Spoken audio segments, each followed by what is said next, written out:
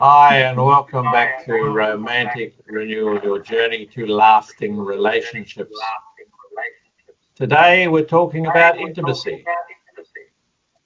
In this last module of Romantic Renewal, we'll focus on what many believe is meant by fire in relationships, your intimate connection. Just as in any area of life, levels of desire and need for closeness vary greatly from person to person. The key is being able to talk about what you want and need, what you're afraid of, and what you're drawn to in terms of physical intimacy. Talking about intimacy in many families is difficult. Think back to how you first learned about relationships. If your family was comfortable discussing affection and connection, you'll probably be comfortable also. Mahesh, why is talking about physical intimacy difficult? Yes, Sean, if you had to search for information on your own, you might feel hesitant to ask your partner questions or share what you are thinking and feeling about your intimate connections. So, your sense of intimacy and the relationship you build around it are some of the most personal and sacred parts of yourself. Sharing this with your partner, both through honest discussion and through action, is a symbol of your love, respect, and commitment to each other.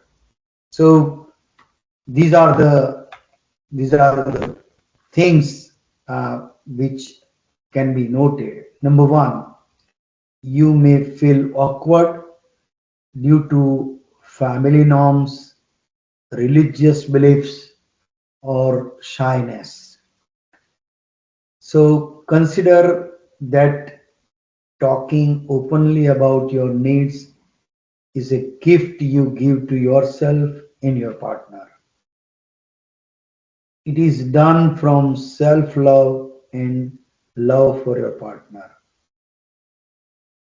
And the more often you share with your partner and they with you, the easier it becomes. Number two is you may feel sensitive due to past experiences with closeness, and this can range from early experiences of affection to complex past relationship. So it may help to first share with a trusted friend or objective third party. This will make sharing easier. Also, talking about intimacy is not just about physical closeness, it is also about emotional closeness. The more honest you can be, the stronger your relationship becomes. Number three is if you come from a strict religious background, it may feel improper to talk about intimacy. If you are in a committed relationship and have questions about these aspects, you may want to address any spiritual concerns that arise. So, journaling, praying, or talking to a trusted spiritual guide can be helpful. Number four is fear of your partner's reaction. When you feel embarrassed or vulnerable, it is normal to worry about how your partner will respond. So Consider your partner's character. Are they trustworthy, reliable, and respectful? If so, take the chance to share. If they are who you believe, your concerns your concerns will lessen as you open up. And before discussing what to talk about, remember the how, because this is a sensitive topic, and if not approached respectfully, it can lead to misunderstandings or hurt. And use the communication tools you are comfortable with, and consider discussing just one topic at a time. Hmm. Thanks, Mahesh.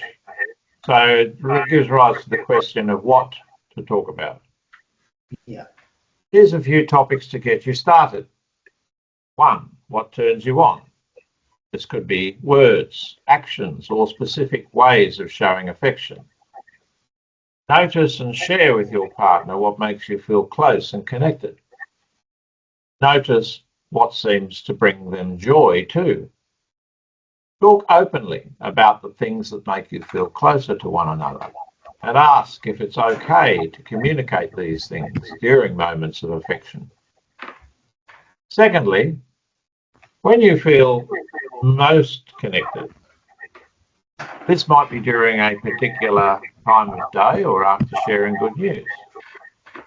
For many people, moments of celebration bring a sense of closeness.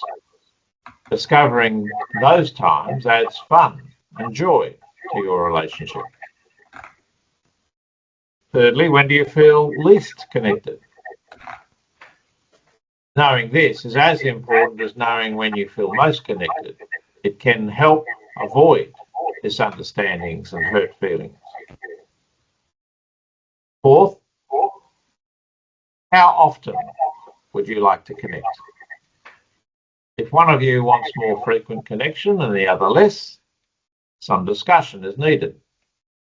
Use your reflective listening skills to talk about your preferences.